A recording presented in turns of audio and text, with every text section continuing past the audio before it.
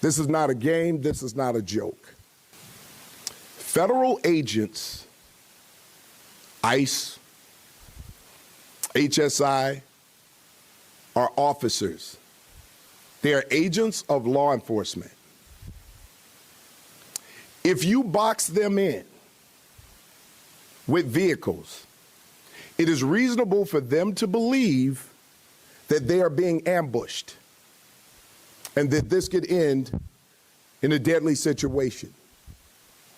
And it's reasonable for them to use force based on those conditions. Do not box in any law enforcement officer. You are breaking the law when you do that. And you are putting yourself in danger. Following law enforcement agents around. The question is why?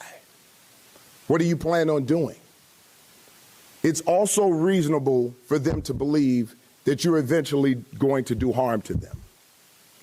If you ram any vehicle, especially that one that contains law enforcement agents, and that's any law enforcement, local, state, federal, county,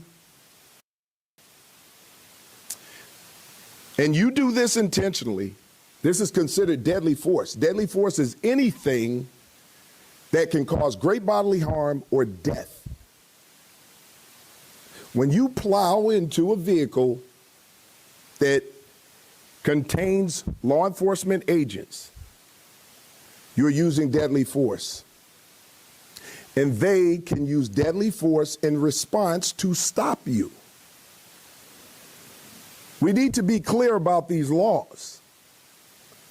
We cannot become a society where we just decide to take everything in our own hands and start to commit crimes against law enforcement. It is a crime.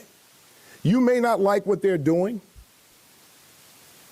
I can understand that there's a lot of emotions out there, but that does not mean that you get to commit a crime, especially one that could lead to deadly force. We need to keep everyone safe.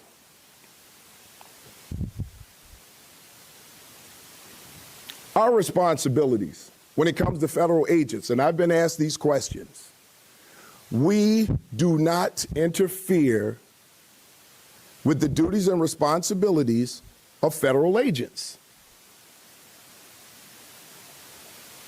We don't have to agree with it. It doesn't matter. You don't have to agree with it. We do not interfere with their orders. And when they go out to carry out their orders, they will do that the way that they're trained to do it and their understanding of what it is they have to do. Another one.